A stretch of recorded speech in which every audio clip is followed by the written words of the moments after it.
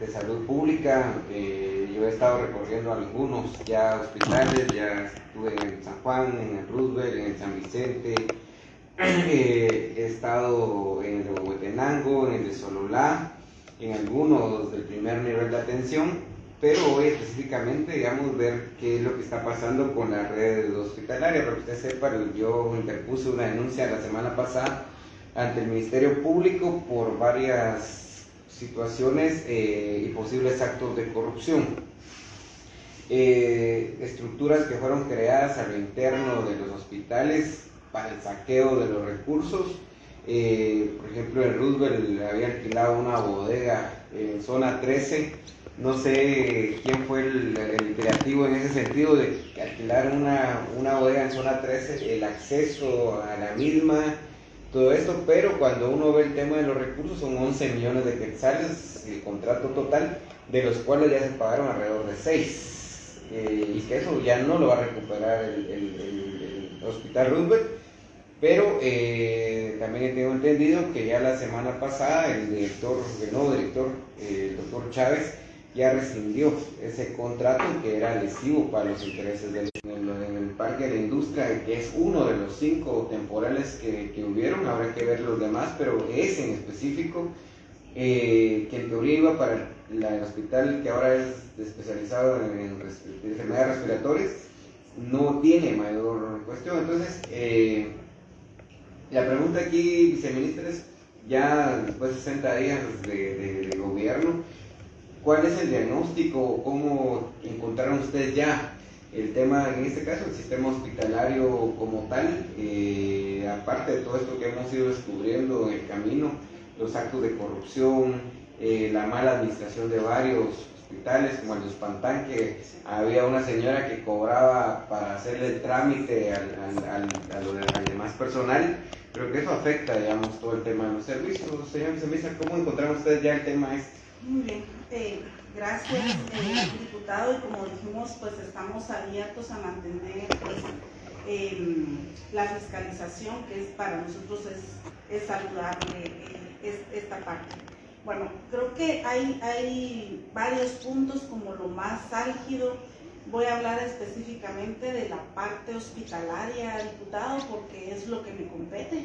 Encontramos varias situaciones de corrupción. Creo que los casos más emblemáticos son el tema de las compras fragmentadas, las rentas de equipo, ¿verdad? La corrupción que existe alrededor de la compra de medicamentos e insumos. El tema de los contratos pendientes, ¿verdad? Que se tienen de pasar las plazas de contratación a 011. El tema de las licencias, permisos y reinstalaciones. Creo que ha sido como lo más breve, sin pasar por todo el proceso, ¿verdad? De subir los eventos a Guatecompras. Entonces ahí es donde tenemos todo este tipo de problemas a nivel hospitalario. Nosotros ya incluso en mi escritorio... Pareciera ser que ese era el negocio, pero continúa. Que de hecho está el área donde estuvo la parte donde estuvo el área de COVID.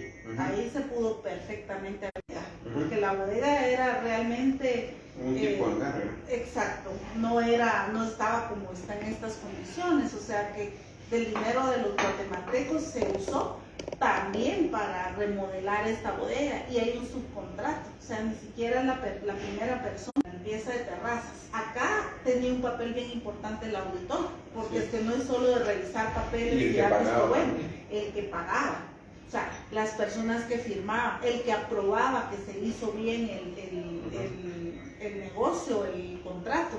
O sea, entonces tenemos ahí toda una... O sea, a eso le incluimos el tema de que son personas de ahí mismo del hospital quienes hicieron la limpieza. Eso es lo grave, pues, porque las personas denunciaron, diputado, de que a ellos los subieron a limpiar la terraza. Por ejemplo, dice, miren, yo no sé, en el hospital de Villanueva, por ejemplo, contrataron un servicio de consejería por 89,000 quetzales, y ellos terminaron comprándole a Matriza, Sociedad Anónima, por 89.500.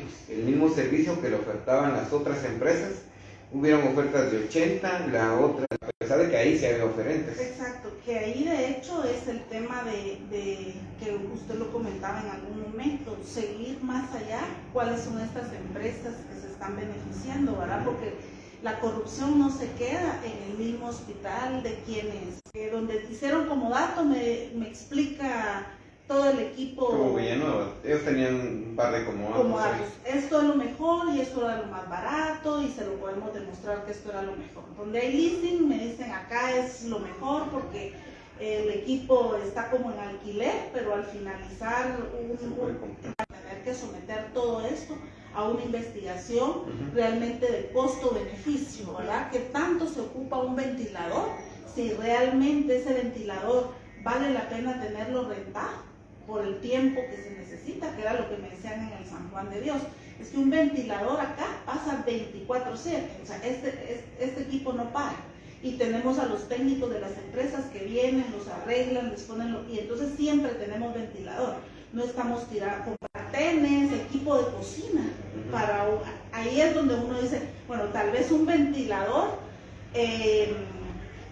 me hace pensar por sentido común que sí es factible, pero por ejemplo rentar un sartén para hacer panqueques no se le hace a uno el sentido común que eso sí realmente costo-beneficio.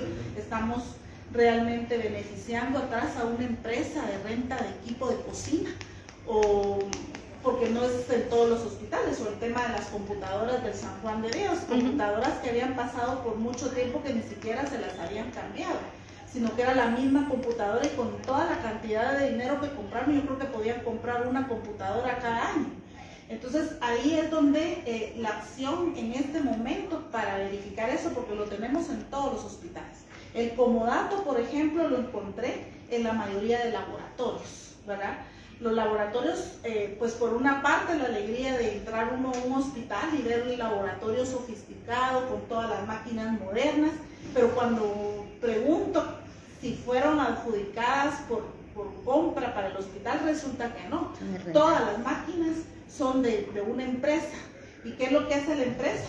Le da gana en la venta de los reactivos, ¿verdad? Entonces aquí habría que determinar si esa venta de reactivos para hacer las pruebas nos sale más económico que tener nosotros el equipo, pagar para que le den mantenimiento al equipo, y eso es más barato, ¿verdad? Incluso, por ejemplo, ahorita en el hospital de Chimaltenango, que mucho del equipo de laboratorio está en comodato, ahí encontramos que había muchas pruebas que no se están haciendo y que están cargándose al bolsillo de las personas, ¿verdad? Entonces había una lista enorme de pruebas que están mandando a hospitales hacia afuera, ¿verdad? Que ese es otro de los temas, el tema de la prestación de servicios externos que tienen los hospitales, ¿verdad? Laboratorios, rayos X y otro tipo de servicios. Pero entonces acá la acción es la evaluación de costo-beneficio de estas tres modalidades y hacer el cambio total. Si consideramos que hay una modalidad más efectiva donde el hospital ahorre, esa es la modalidad que se tendría que tener para todos los hospitales, porque ahorita lo que hay es un desorden. Es un desorden en todos los hospitales en relación a esto. Lo que sigue es la parte de la compra de medicamentos e insumos, ¿verdad? La forma en que se está haciendo no es eficiente. Por eso fue que encontramos nosotros el desabastecimiento y la crisis de 19 hospitales. Entonces, cuando uno empieza a ver, empezamos a ver algunas anomalías. Por ejemplo, que nos daban como resultado el desabastecimiento. Por ejemplo, un medicamento X, que es un medicamento que no se utiliza mucho y que, por ejemplo, el tablero siempre está abastecido, porque no se está comprando los medicamentos que se deben. Entonces, ¿qué hay atrás de esto? Hay un comité que no estaba funcionando, un comité de farmacoterapia que tenía que haber controlado esto. Yo, como jefe de departamento, le digo al comité, miren, quiero que me compren este medicamento que cuesta 12,000 quetzales cada frasco y que hay otros medicamentos esenciales. Si yo por comprar esto voy a bajar el presupuesto del hospital en medicamentos, quiere decir que ese hospital en 3 o 4 meses ya no va a tener. En el hospital de Villanueva. Y en el hospital de Villanueva, esta misma empresa que ya había hecho los negocios con el San Juan, terminó haciendo negocios, por ejemplo, por 450,000 quetzales en el de Villanueva. Es Pacto Ambiental Sociedad Anónima, que tiene ya contratos con el Estado por alrededor de 28 millones de quetzales. Y en el año que más tuvo fue en el 2022, que tuvo 150 eventos, con un total de 13 millones de quetzales. Y por eso digo que fue creada en el 2020. En 2020, cuando fue creada, tuvo 974,035 quetzales.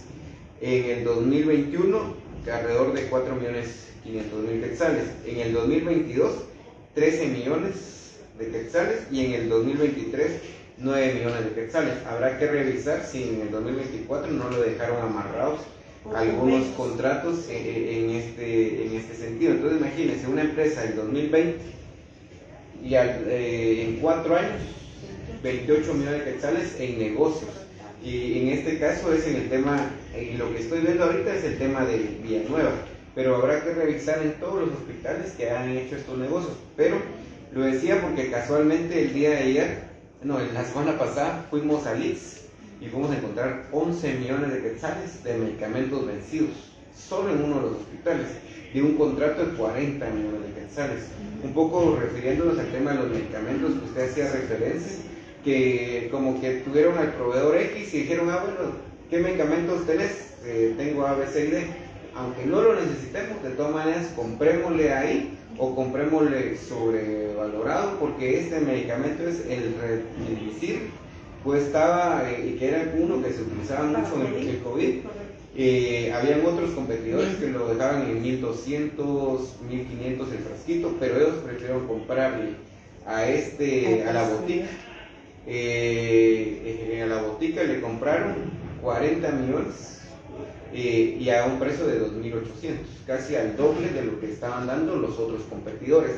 Y esto lo quiero amarrar con las directrices que tenían aquí en regulaciones del Ministerio de Salud, que no podían darle los permisos a ningún otro contratista, a ningún otro competidor o a ninguna otra farmacéutica que no fueran de los listados que pareciera ser que hacían llegar acá al ministerio, que es un poco lo que denunció el viceministro Conde en su momento, y que eso es lo que ha tenido un monopolio farmacéutico. Y que seguramente, si vemos a la botica que está en el IX, seguramente está aquí también en el ministerio. Y allá, por ejemplo, ahorita tienen 7 meses, estoy diciendo el IX tienen 7 meses de no saber qué van a hacer con esos medicamentos. Si les van a devolver el mismo medicamento. La botica ahorita dice que les propone devolverle el dinero en 2 medicamentos, pero cuando les preguntamos a la gente ahí si ese medicamento se va a volver a vencer, porque no es de uso diario. Exacto, necesitaríamos otro medicamento que son como de los que se dan constantemente y no ese. Creo que ese mismo problema va a haber aquí en el ministerio. Totalmente, diputado. De hecho, tal y como usted lo dice, solo con poder evaluar qué hospitales y cuáles, ahí sí que las empresas a las que adjudicaban, hemos encontrado precisamente que son redes, ¿verdad? Redes de hospitales haciendo lo mismo. Si usted se recuerda con la denuncia de lo de la energía eléctrica, sí, que fue al principio cuando nosotros empezamos, centros de salud y puestos de salud vamos a encontrar lo mismo, y si nos vamos hasta regulación, exactamente lo mismo. Medicamentos que podían haber sido competitivos, pero que no les dieron el registro inmediato y los dejaron ahí estancados, paralizados, mientras que otras empresas pues se beneficiaron porque empezaron a vender el medicamento. Entonces fue como que hay caros que no se necesitaban, las cantidades que se compraron de medicamentos, pero además de eso, de las cantidades que se compraron, los permisos que se dieron tan inmediatos a estas empresas y la diferencia de precios. Ahorita nosotros, para poder hacer una compra única, para evitar el tema del desabastecimiento, entre todas las acciones que ya hemos hecho, estaba el tema de la compra única. Tuvimos que pasar un proceso de limpieza muy fuerte de los códigos de los medicamentos, porque por ejemplo encontrábamos el ejemplo del acetaminofén. Un mismo acetaminofén que de 500 miligramos que podría costar tal vez la tableta 80 centavos, 50 centavos, con hasta 10 códigos, ¿verdad? ¿Por qué? Por marcas, se beneficiaron precisamente marcas, no los genéricos, ¿verdad? Porque si el genérico cumple todos los estándares y está aprobado, se puede comprar, exactamente. Eso es lo que hace el IX. Exacto, y esto encontramos. Entonces, ¿qué pasó en los hospitales? No estaban activados en muchos los comités de farmacoterapia.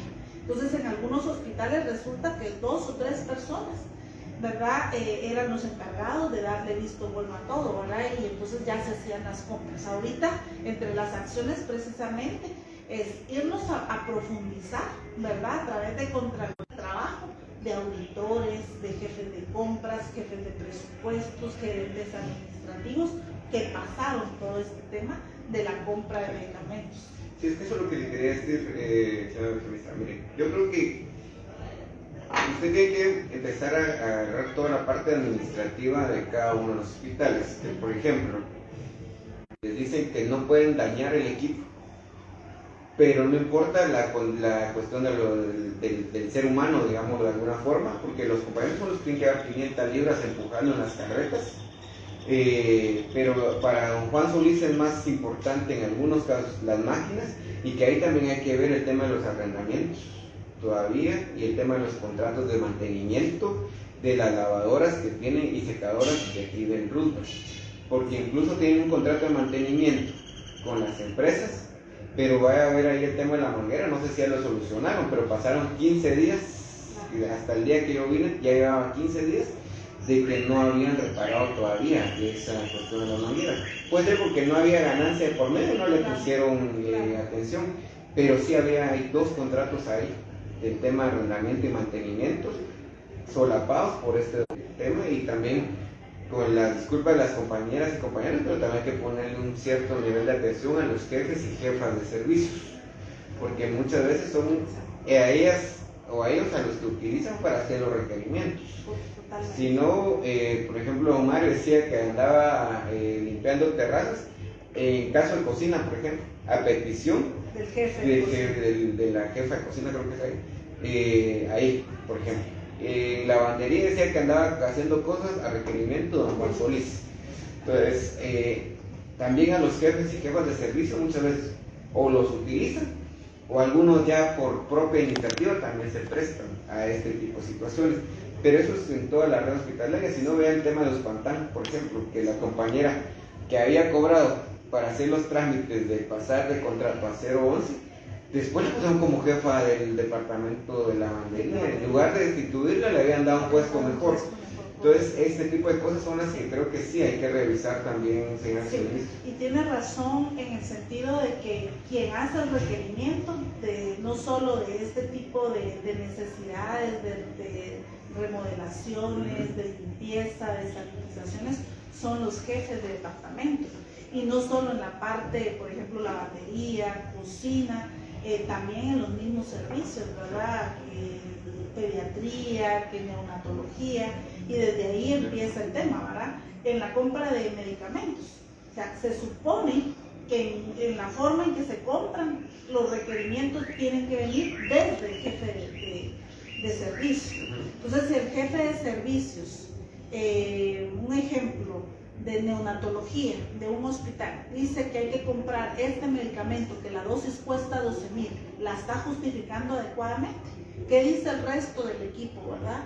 Del equipo o del comité de farmacoterapia, porque ahí también hay una responsabilidad de todo el equipo de aprobarle a este jefe que decidió comprar una dosis de un medicamento y que esos medicamentos son de uso lento, no son de uso diario. Entonces, son las cuestiones que tenemos que ir viendo hasta qué grado llega el tema y hasta dónde está penetrado el grado de corrupción, tanto por omisión como también por ser actores clave en el tema.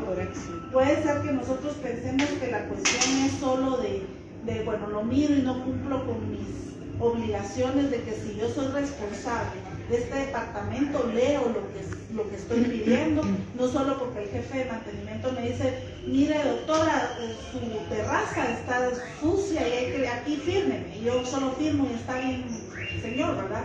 Entonces, ¿cuál terraza? ¿Qué? O sea, ahí sí si estamos responsabilizando de una jefatura y estamos firmando la implicación que eso tiene, ¿verdad? Después con el tema de los contratos pendientes, que ha sido un tema también que encontramos muy duro a nivel de la red de servicios, y es todos los pasos de contratos a 011, ¿verdad?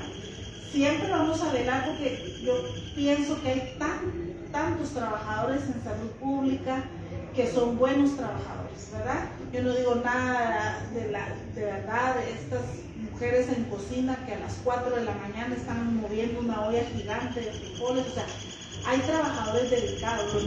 Por otro lado, el tema de los malos trabajadores, ¿verdad? Que lamentablemente los hay, y no podemos decir que todos son buenos, lamentablemente. Llegan bolas o crudos, ¿no? Exactamente, entonces decimos, bueno, sí hay que reconocer que el trato para los trabajadores ni es correcto ni es ético, y ahí estamos en el tema de corrupción.